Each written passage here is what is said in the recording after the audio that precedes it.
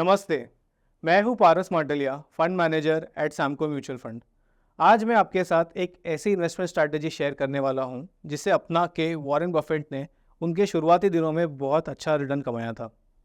इस स्ट्रैटेजी का नाम है स्पेशल अपॉर्चुनिटीज़ या स्पेशल इवेंट स्ट्रैटेजी, जिसमें ऐसे इवेंट्स का उपयोग करते हैं जिससे किसी कंपनी के शेयर का भाव पे बहुत बड़ा असर हो सकता है। उदाहरण के तौर पे जब सैलड ऑयल स्कैम हुआ था 1960s में, और उस समय अमेरिकन एक्सप्रेस कंपनी के शेयर का प्राइस करीबन 50% से गिर गया था। मिस्टर बफेट ने यह एनालिसिस किया कि एमेक्स के बिजनेस पे बहुत बड़ा असर नहीं होगा, और उन्होंने कंपनी का 5% ओनरशिप खरीद लिया, जो आज उनके पोर्टफोलियो का एक बहुत बड़ा हिस्सा बन गया है।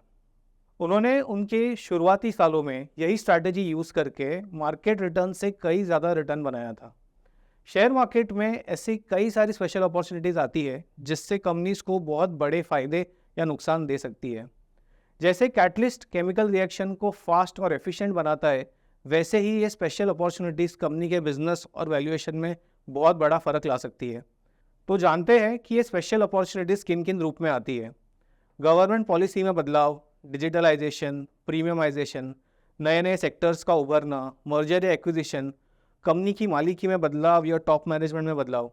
ऐसे ही स्पेशल अपॉर्चुनिटीज़ का फ़ायदा उठाने के लिए सैमको का special opportunities fund disruption model की मदद से इन स्पेशल अपॉर्चुनिटीज़ का फ़ायदा उठा पाएगा। तो इस डिस्रप्शन मॉडल को जानते हैं और इसके कुछ कुछ एग्जाम्पल्स भी देखते हैं। डी से डिजिटलाइजेशन। जैसे हमने बजाज फाइनेंस में देखा कि उन्होंने लेट 2000s में डिजिटलाइजेशन पे फोकस किया, एंड देन उसके बाद बिजनेस ग्रोथ के साथ साथ शेयर प्राइस में भी अच्छा ग्रोथ देखने मिला। आई से इनसाइडर मिरर ट्रेडिंग। कंपनी के मालिक जब भी खुद शेयर्स बाई करते हैं तो वो एक इंडिकेशन है कि कंपनी में कुछ अच्छा होने वाला है। यहाँ पे हमने टाटा मोटर्स का एग्जांपल लिया है, जहाँ पे इनके प्रमोटर और टॉप एग्जीक्यूटिव ने शेयर्स बाई किए थे, जिसके बाद कंपनी का revenue, profit as well as share price काफ़ी तेज़ी से चल पड़ा। एस से spin offs and corporate actions. Demerger या स्पिन ऑफ्स जो है वो वैल्यू अनलॉकिंग करता है। यहाँ पे हमने रिसेंट एग्जांपल लिया है जो है Reliance and Jio financial services का। आर से रिफॉर्म्स यानी गवर्नमेंट रिफॉर्म्स। जब भी गवर्नमेंट पॉलिसीज़ में कुछ चेंजेस आते हैं तो कई सारे सेक्टर्स पे इम्पैक्ट होता है, वो अच्छा भी हो सकता है और बुरा भी हो सकता है। यहाँ पे हमने इंसॉल्वेंसी एंड बैंक्रप्सी कोड का एग्जांपल लिया है, जो 2016 में लॉन्च हुआ और उसके बाद बहुत सारे बैंक्स की बैलेंस शीट की सफाई हुई। उस कारण आप देख सकते हो कि पीएसयू बैंक्स में एक अच्छी तेज़ी देखने मिली है, जो पिछले 2-3 सालों से चल रही है।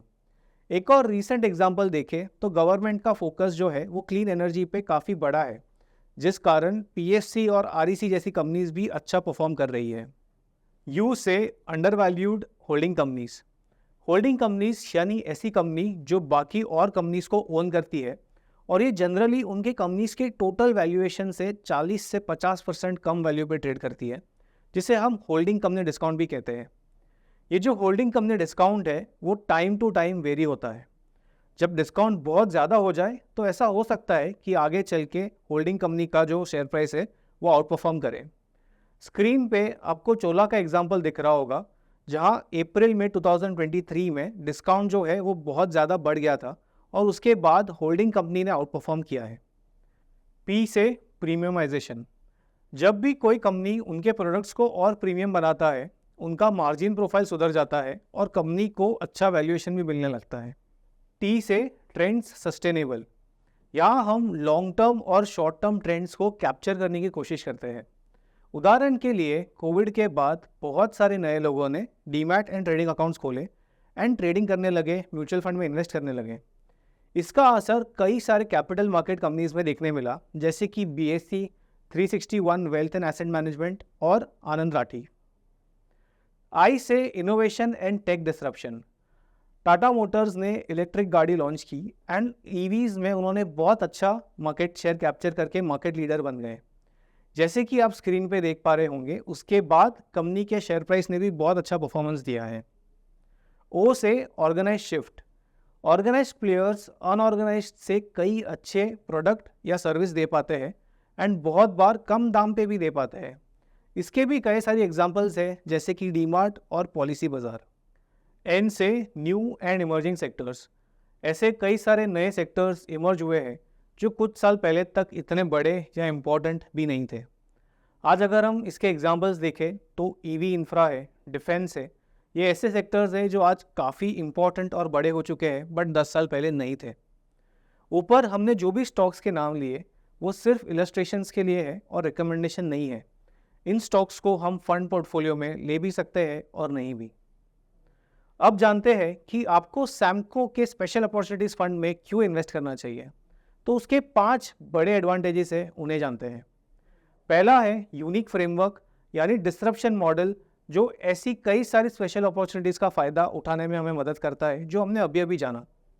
दूसरा है डायनेमिक फ्लेक्सिबिलिटी, यानी जो अपॉर्चुनिटीज़ है वो कई सारे अलग अलग सेक्टर्स में होती है और ये रोटेशंस होते रहते हैं, तो ये फंड आपका अलग अलग सेक्टर्स में इन्वेस्ट कर पाएगा। तीसरा है यूनिवर्स एग्नोस्टिक, स्पेशल अपॉर्चुनिटीज़ कोई भी साइज़ या सेक्टर की कंपनीज में आ सकती है, इसलिए इस फंड में कोई भी रेस्ट्रिक्शन नहीं है कि वो कोई स्पेसिफिक सेक्टर या मार्केट कैप क्लासिफिकेशन में इन्वेस्ट नहीं कर सकती। फोर्थ है टैक्स एफिशिएंसी, और ये बहुत इंपॉर्टेंट है। टैक्स एफिशिएंसी यानी क्या कि जब भी रोटेशन होता है, कोई एक सेक्टर से निकल के दूसरे सेक्टर्स में अपॉर्चुनिटी आती है, तो ये जो रोटेशन है, ये जो टर्नओवर है, वो फंड लेवल पे हो पाएगा, ताकि इन्वेस्टर्स को इंडिविजुअल लेवल पे हर एक बाय एंड सेल पे शॉर्ट टर्म या लॉन्ग टर्म टैक्स ना लगे। फिफ्थ है डाइवर्सिफिकेशन, यानी अपॉर्चुनिटीज़ अलग अलग सेक्टर्स में और थीम्स में रहेगी, जिसके कारण आपको एक डाइवर्सिफाइड पोर्टफोलियो मिलेगा। तो आशा है आपको ये स्ट्रैटेजी अच्छे से समझी होगी और आप इसमें ज़रूर निवेश करेंगे। फंड सब्सक्रिप्शन के लिए 17 मई से 31 मई तक खुलेगा। निवेश करने के लिए अपने म्यूचुअल फंड डिस्ट्रीब्यूटर या एडवाइज़र से संपर्क करें या www.samcomf.com विजिट करें। धन्यवाद।